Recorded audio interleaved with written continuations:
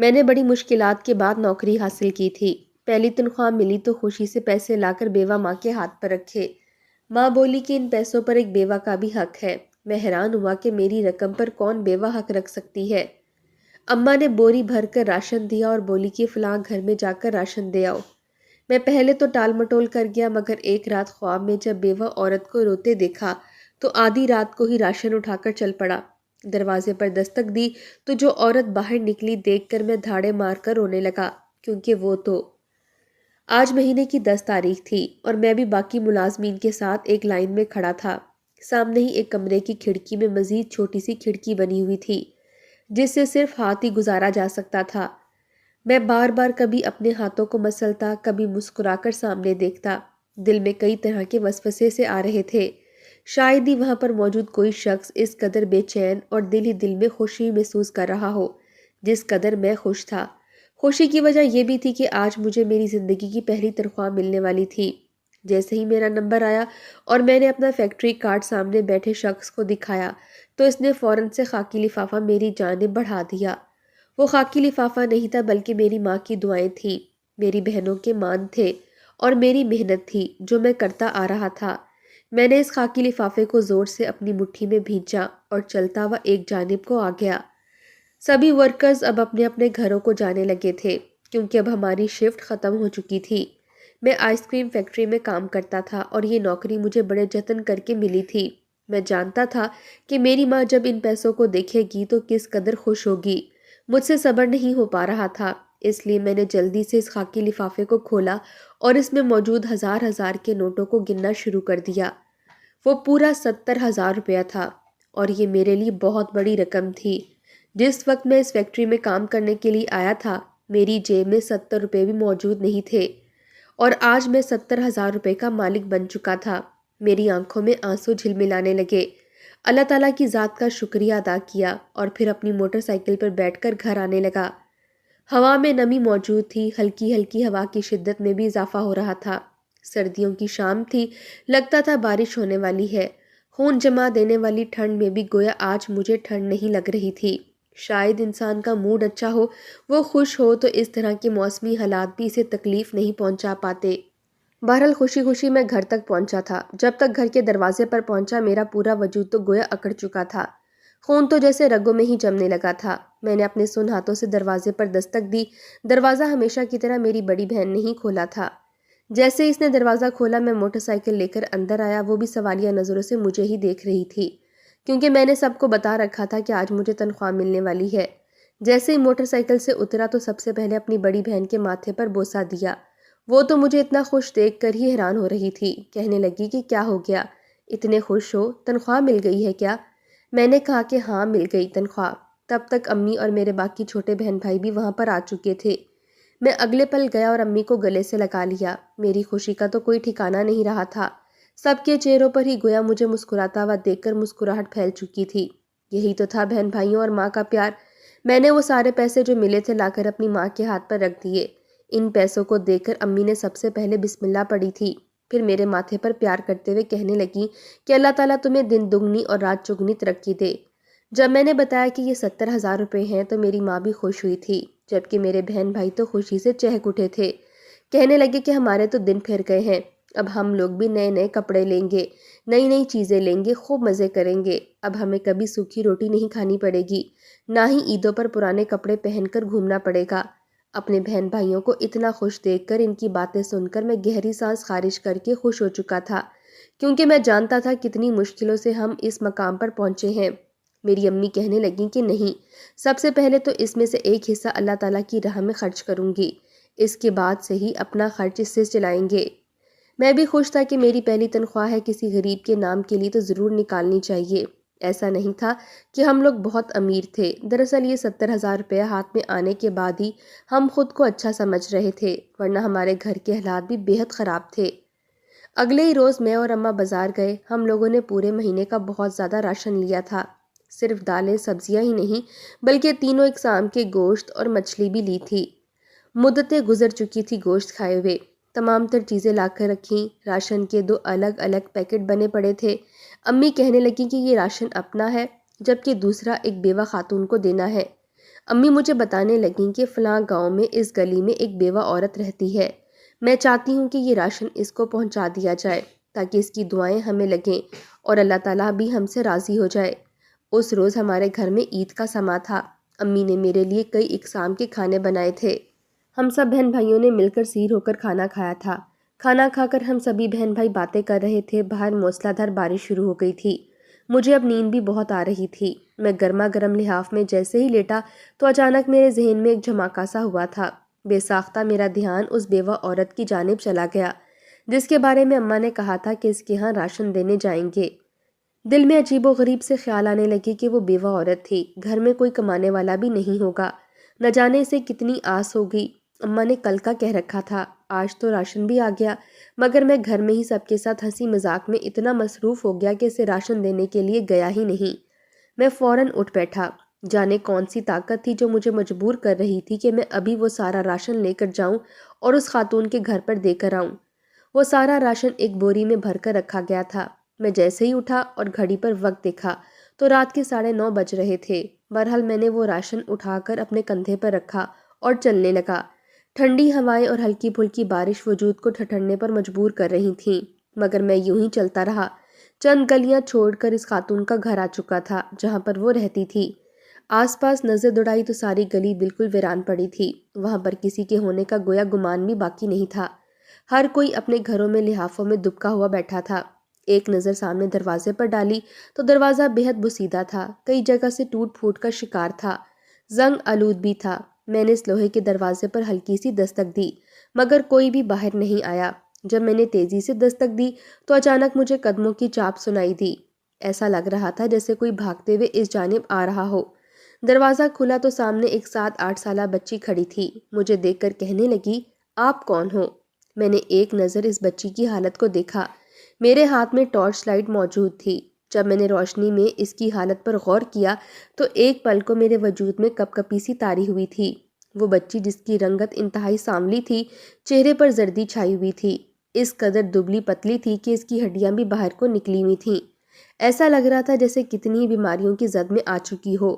بال تھے کہ بکھرے ہوئے تھے، وجود پر جو کپڑے پہن رکھے تھے وہ اس کی عمر سے بھی زیادہ بڑے تھے۔ ایسا لگ رہا تھا جیسے اس نے اپنی اماں کے کپڑے پہن رکھے ہوں۔ جگہ جگہ سے وہ کپڑے پھٹے ہوئے تھے جنہیں پیوند لگا کر جوڑا گیا تھا، وہ بھی بڑی ہی بے ترتیب طریقے سے۔ میں نے ایک نظر اس بچی کی حلیے پر غور کیا اور پھر کہنے لگا کہ تمہارے گھر میں کوئی بڑا موجود ہے تو اسے بولو میں راشن لے کر آیا ہوں۔ راشن کا نام سننا تھا کہ اس کے زرد پڑے چہرے پر ایک پل میں رونق چھا چکی تھی۔ وہ مسکرا رہی تھی، ہنس کر کہنے لگی، آپ ہمارے لیے کھانا لے کر آئے ہیں؟ اس کے سوال پر میں نے کہا کہ ہاں، میں تمہارے لیے راشن لے کر آیا ہوں۔ اس نے 3-4 مرتبہ مجھ سے یہی سوال پوچھا تھا۔ کہنے لگی کہ انکل، آپ سچ مچ یہاں پر موجود ہیں یا کوئی مذاق تو نہیں؟ مجھے تو اس بچی کی دماغی حالت پر شک سا ہونے لگا تھا، یا ذہنی توازن اس بچی کا خراب تو نہیں تھا۔ تبھی وہ بھاگتے ہوئے اندر گئی اور کہنے لگی، اماں، فرشتہ آ گیا، جلدی باہر آؤ، اللہ تعالیٰ نے فرشتہ بھیج دیا، جلدی سے آ کر اس سے راشن لے لو، کہیں وہ کسی اور کے گھر میں نہ دے جائے۔ میں دروازے پر کھڑا تھا مگر اس بچی کے الفاظ بخوبی سن رہا تھا۔ گھر بھی کوئی چھوٹا سا تھا، اتنا بڑا نہ تھا۔ وہ بچی چونکہ دروازہ کھول کر چلی گئی تھی اس لیے اندر کا منظر بھی میں دیکھ سکتا تھا۔ اس کی اماں اسے کہہ رہی تھی کہ کیسی باتیں کرتی ہو بیٹی، کون سا فرشتہ آ گیا؟ میں نے کہا تھا نا تم سو جاؤ، اللہ تعالیٰ خواب میں میری بچی کو کھانا کھلا دے گا۔ مگر وہ بچی اپنی ماں کا ہاتھ زبردستی پکڑتے ہوئے باہر آ گئی۔ جیسے اس خاتون کی نظر مجھ پر پڑی تو فوراً دروازے کی اوٹ میں کھڑی ہو گئی، کہنے لگی کہ کون ہیں آپ، کس کام سے آئے ہیں؟ اس نے ایک سیاہ بڑی ہی باریک چادر جو کہ عموماً گرم موسم میں استعمال کی جاتی ہے اس سے خود کو ڈھانپ رکھا تھا، جو کہ سردی سے بچانے کے لیے ناکافی تھی۔ اس کی آواز سن کر میں فوراً بولا کہ میں دراصل فلاں خاتون کا بیٹا ہوں، انہوں نے ہی کہا تھا کہ آپ کے ہاں راشن پہنچانا ہے، اس لیے میں یہ راشن لے کر آ گیا۔ میری بات سن کر اسے حیرت ہوئی تھی، دروازے کی اوٹ سے ہلکی سی نکل کر سامنے آئی۔ اس نے اپنا چہرہ یوں ہی ڈھک رکھا تھا، ایک نظر مجھ پر ڈالی اور پھر میرے پاس پڑی بوری کو جس میں 1 مہینے تک کا راشن موجود تھا۔ کہنے لگی، یہ تم ہمارے لیے لائے ہو؟ وہ خاتون بات کر ہی رہی تھی کہ وہاں پر اس کے 2 بچے مزید وہاں پر آ گئے اور خوش ہو گئے۔ سب کی حالتیں بڑی خراب تھیں، لب خشک تھے، ایسا لگ رہا تھا جیسے مدتوں سے بھوکے ہوں۔ وہ عورت وہیں پر ہاتھ اٹھا کر اللہ تعالیٰ کا شکر ادا کرنے لگی، کہنے لگی کہ بہت بہت شکریہ بیٹا، تم نہیں جانتے تم نے میری کتنی بڑی مشکل آسان کر دی۔ خدا تمہارا بھلا کرے، تمہیں دن دگنی اور رات چگنی ترقی دے، تمہیں ہم غریبوں کو دینے کی اور توفیق عطا فرمائے۔ مجھے تو ابھی بھی لگ رہا ہے کہ یہ صرف اور صرف میرا خواب ہے۔ اس خاتون کی حالت دیکھ کر میرا تجسس مزید بڑھنے لگا تھا۔ میرا دل چاہا کہ میں اس عورت سے پوچھوں کیا اس کے سر پر کسی خاندان والے کا سایہ نہیں ہے؟ اس خاتون کی حالت دیکھ کر مجھے اس پر بہت ترس آیا تھا۔ اس کے تو بچے بھی چھوٹے چھوٹے تھے، نہ جانے وہ وہاں پر کیسے گزارا کر رہی تھی۔ میں نے وہ راشن کی بوری اس کی اجازت لے کر اس کے گھر میں رکھ دی۔ وہ مسلسل روئے جا رہی تھی، روتے ہوئے مسلسل میرا شکریہ ادا کرتی جا رہی تھی، جبکہ اس کے بچے مجھے فرشتہ کہہ کر بلا رہے تھے۔ بار بار ان کے منہ سے اپنے لیے لفظ فرشتہ سن کر میں کہنے لگا کہ بچوں، میں کوئی فرشتہ نہیں ہوں بلکہ ایک عام سا شخص ہوں۔ تبھی وہ خاتون کہنے لگی کہ بیٹا بھلے ہی تم عام ہوگے مگر ہمارے لیے بہت خاص ہو۔ میرے بچے تو تمہیں فرشتہ ہی کہیں گے کیونکہ انہیں میں نے بتا ہی کچھ ایسا رکھا تھا۔ اس خاتون نے مجھے بتانا شروع کیا کہ اس کا شوہر کھاتے پیتے گھرانے سے تعلق رکھتا تھا۔ وہ غریب ماں باپ کی بچی تھی۔ اس کا ایک ہی بھائی تھا مگر ذہنی معذور تھا۔ اس کے ماں باپ نے ساری جمع پونجی اکٹھی کر کے اسے جہیز دیا تاکہ وہ اپنے سسرال میں اچھی زندگی گزار سکے، مگر سسرال والوں نے پہلے دن سے ہی اسے خوب کڑوی کسیلی سنائی تھی کہ تم یہ کیا جمعہ بازار سے سامان اٹھا کر لے آئی ہو؟ ارے ہم امیر کھاتے پیتے گھرانے سے تعلق رکھتے ہیں، کیا مہمانوں کو یہ جہیز دکھائیں گے جو تم لے کر آئی ہو؟ تمہارا سامان تو ہم اپنی ملازمہ کو بھی نہ دیں۔ اس گھر میں میری حقیقت کسی کام والی سے زیادہ نہ تھی، شوہر بھی کوئی خاص توجہ نہ دیتا۔ وہ لوگ ذرا امیر تھے اس لیے میرے سامنے خوب نخرے دکھاتے۔ مجھے میرا شوہر اپنی ضروریات کے لیے استعمال کرتا تھا، اس سے زائد اس نے کبھی مجھ سے میری خیریت تک نہیں پوچھی تھی۔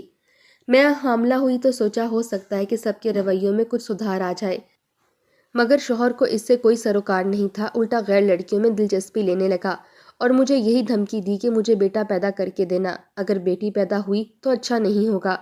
میں یہی دعا کرتی رہتی کہ میری پہلی اولاد بیٹا ہو، مگر خدا کی کرنی ایسی ہوئی کہ میں ایک بیٹی کی ماں بن گئی۔ بیٹی دنیا میں آئی تھی کہ شوہر نے ظلم کرنا شروع کر دیا۔ اب تو اس گھر میں میری حیثیت مزید کم ہو چکی تھی، جس کا جب دل کرتا مجھ پر ہاتھ اٹھا دیتا۔ اپنا جھوٹا کھانا وہ مجھے دیتے تھے، ماں باپ کو کچھ بتا نہیں سکتی تھی، نہ ہی کئی سالوں تک میں اپنے ماں باپ سے ملی تھی۔ وقت جو ہی گزرا اللہ تعالیٰ نے مجھے دوسری بیٹی بھی عطا کر دی۔ شوہر طلاق کی دھمکیاں دینے لگا، وہ دوسری شادی بھی کرایا تھا۔ اس کی دوسری بیوی بھی اسی کی طرح ماڈرن اور میکے سے بھی مضبوط تھی۔ اس مرتبہ جب اللہ تعالیٰ نے میری گود میں بیٹا دیا تو میں نے سوچا تھا کہ اب میری زندگی بدل جائے گی، میرا شوہر اور میری ساس سسر مجھ سے محبت کرنے لگیں گی، کیونکہ 2 بیٹیوں کے بعد میں نے ایک بیٹے کو پیدا کیا ہے، مگر شاید تب تک بہت دیر ہو چکی تھی۔ اسی روز میرا شوہر اپنی دوسری بیوی کے ساتھ آیا، خوشی خوشی اپنی ماں کو مٹھائی کھلا کر کہنے لگا کہ اللہ تعالیٰ مجھے جڑواں بچوں کا باپ بنانے والا ہے، بہت جلد میں 2 جڑواں بچوں کا باپ بننے والا ہوں۔ میرے بیٹے سے تو جیسے ان کو کوئی لگاؤ ہی نہیں تھا، وہ دوسری بیوی کی اولاد کو ہی اپنی اولاد سمجھتے تھے۔ دوسری بیوی نے تو اس موقع کا فائدہ اٹھاتے ہوئے سب کو تگنی کا ناچ نچایا تھا، سسرال کے گھر کو بھی اپنے نام کروا لیا، سب کو اپنا غلام بنا کر رکھنے لگی، جن میں بھی شامل تھی۔ جب تک میرے شوہر کو احساس ہوا بہت دیر ہو چکی تھی۔ میرے شوہر کو اور میری ساس کو زہر دے کر میری سوتن نے مار دیا۔ اگر اس رات میں بھی وہ کھانا کھا لیتی تو میں بھی مر سکتی تھی، مگر چونکہ یہ سب لوگ پہلے کھانا کھاتے تھے اور میں پھر ان کا بچا کھاتی تھی، اسی وجہ سے میں بچ گئی، کیونکہ ان کی خراب حالتوں کو دیکھ کر مجھے پہلے ہی شک ہو چکا تھا۔ اس لیے کسی نہ کسی طرح اپنے تینوں بچوں کے ساتھ میں اپنے میکے پہنچی تھی۔ کئی سال بیت چکے تھے، یہاں آ کر دیکھا تو گھر میں کوئی بھی موجود نہیں تھا۔ میرے ماں باپ اور ذہنی مریض بھائی وفات پا چکے تھے، کوئی بھی نہیں بچا تھا، اس لیے میں اپنے اس چھوٹے سے میکے گھر میں اب اپنے بچوں کے ساتھ رہ رہی ہوں۔ دھیرے دھیرے گھر کا سامان بیچا، ہاتھ میں جو سونے کی 2 چوڑیاں تھیں اور کانوں میں بالیاں بیچ کر کسی نہ کسی طرح گزارا کرتی رہی۔ پھر آس پڑوس سے بھی مانگا، مگر دھیرے دھیرے سبھی ہم سے دور ہونے لگے، باتیں سنانے لگے، اور اب یہ نوبت آ چکی ہے کہ 2 دن سے میرے بچوں نے کچھ نہیں کھایا، یہ بھوکے ہیں، بار بار مجھ سے کھانا مانگ رہے تھے۔ میں صحن میں پانی میں مٹی ملا کر رکھ دیتی، کنکر بھی پھینک دیتی تھی، بچوں سے کہتی کہ تم لوگ درود شریف پڑھتے رہو، سو جاؤ، دیکھنا صبح تک اس میں روٹی آ جائے گی۔ میرے بچے خوشی خوشی سو جاتے، صبح اٹھ کر دیکھتے تو وہ پانی اور کنکر یوں ہی کے یوں پڑے رہتے۔ مجھ سے کہتے کہ اماں دیکھو یہ روٹی بنی ہی نہیں، تو میں اپنے بچوں کو پیار سے بہلا کر کہتی کہ بیٹا تم لوگوں نے یقیناً پڑھنے میں غلطی کی ہوگی، تبھی اللہ تعالیٰ نے ہمیں رزق عطا نہیں کیا۔ آج پھر دل سے پڑھو گے تو یقیناً اللہ تعالیٰ فرشتہ بھیج دیں گے، وہ ہمارے لیے ڈھیر سارا راشن لے کر آئے گا اور ہم پھر سیر ہو کر کھانا کھائیں گے۔ میرے بچوں کو میں یہی سہانے خواب دکھاتی چلی آ رہی تھی۔ آج تیسری رات شروع ہو چکی تھی کہ جب وہ بھوکے تھے بار بار مجھ سے یہ سوال کر رہے تھے کہ اماں فرشتہ کب آئے گا، فرشتے کو آنے میں دیر کیوں ہو رہی ہے، کیا وہ اور بھی غریب بچوں میں کھانا تقسیم کر رہے ہیں کیا؟ میری آنکھوں میں آنسو آ چکے تھے۔ اب میں بچوں کو کیا بتاتی کہ کوئی فرشتہ نہیں آنے والا، بس اب تو ہمیں موت کا ہی انتظار تھا۔ کئی بار جی چاہا کہ کسی طرح یا تو بچوں کا گلا گھونٹ کر مار دوں یا ان کا سانس بند کر دوں، پیسے تو تھے نہیں جو زہر لا کر انہیں دے دیتی۔ اپنے بچوں کو اپنے ہاتھوں سے قتل بھی نہیں کر سکتی تھی۔ رو رو کر نوافل پڑھتی، دعا مانگتی کہ بس میرے بچوں کے لیے کہیں سے تھوڑا بہت کھانا مل جائے، اور دیکھو اللہ تعالیٰ نے تمہیں بھیج دیا، تم آ گئی یہ راشن لے کر۔ وہ عورت سسکیاں لیتے ہوئے اپنی آنکھیں صاف کر رہی تھی، جبکہ میں اس کی بات سن کر سر جھکائے گویا اپنے آنسو روکنے کی کوشش میں لگا تھا، کیونکہ وہ تو عورت تھی جبکہ میں مرد تھا۔ اس قدر دل برداشتہ تو میں اپنی غربت کو دیکھ کر نہیں ہوا تھا جتنی اس خاتون کی بات سن کر ہوا تھا۔ اس خاتون کی دکھ بھری داستان سننے کے بعد میں نے فیصلہ کر لیا کہ میں اب ہر مہینے اس کے ہاں راشن پہنچا دیا کروں گا، کیونکہ میں بھی ایسے ہی کڑے وقت سے گزر کر آیا ہوں۔ اس خاتون نے فٹافٹ سے تھوڑا بہت آٹا اور دال نکالی اور جلدی سے اپنے بچوں کے لیے کھانا بنانے لگی۔ میں وہیں پر ایک جانب بیٹھا دیکھ رہا تھا، وہ بچے کتنی حسرت سے اس روٹی کو دیکھ رہے تھے۔ جیسے ہی پہلی روٹی اتری وہ گرم تھی، مگر وہ بچے اس روٹی کو توڑ کر کھانے لگے تھے۔ ان کے ہاتھ جل رہے تھے، منہ جل رہا تھا، مگر وہ خوش تھے کیونکہ انہیں پیٹ بھر کر کھانے کو میسر ہو رہا تھا۔ میری آنکھوں سے بے ساختہ آنسو چھلکنے لگے۔ میں وہاں سے اٹھا اور جانے سے پہلے اس خاتون کو کہہ کر گیا کہ آئندہ ہر ماہ میں آپ کو راشن پہنچا دیا کروں گا۔ اس دنیا میں آپ جیسے کئی غریب اور مفلس لوگ موجود ہوں گے، اور آپ کی کہانی سن کر میرا دل اس قدر پسیج گیا، مگر یہاں پر ہر گلی محلے میں بستیوں میں ایسے کئی مجبور اور بے بس لوگ موجود ہیں۔ میری تو بس یہ خواہش ہے کہ جس طرح میں اپنی تنخواہ سے ایک بے سہارا خاتون کی مدد کر رہا ہوں، اس کی کفالت کر رہا ہوں، ٹھیک ویسے ہی لوگ حسب توفیق اپنے آس پاس موجود لوگوں کی تھوڑی بہت امداد کر دیا کریں۔ وہ خاتون مجھے ڈھیروں دعائیں دینے لگی اور میں واپس گھر آ گیا۔ اس روز میں خوش تھا جب تیز بارش ہو رہی تھی، مگر مجھے ٹھنڈ محسوس نہیں ہو رہی تھی۔ میرا خون گرم تھا اور آج میں رو رہا تھا۔ اس بارش میں میرے آنسو بھی بہہ رہے تھے، مگر مجھے ٹھنڈ محسوس نہیں ہو رہی تھی، بلکہ جسم گویا آگ کی بھٹی پر جل رہا تھا۔ گھر پہنچا تو میری ماں میری انتظار میں بیٹھی تھی۔ سبھی پریشان تھے کہ رات کے اس پہر میں کہاں چلا گیا۔ امی مجھ سے سوال کرنے لگیں کہ بیٹا تم رات کو اٹھ کر کہاں چلے گئے تھے؟ میں نے گہری سانس خارج کی اور پھر آ کر امی کو دیکھ کر کہنے لگا کہ کچھ نہیں امی، بس فرشتہ بننے کے لیے گیا تھا، دعائیں لینے کے لیے گیا تھا۔ میری بات سن کر امی مجھے حیرت سے دیکھنے لگیں۔ سین میں تو جہاں پر وہ بوری پڑی تھی وہ بھی موجود نہیں تھی۔ امی نے مجھ سے دوبارہ سوال کیا تو میں نے انہیں سب کچھ بتا دیا۔ یہ سن کر وہ ایک گہری سانس خارج کر کے رہ گئیں۔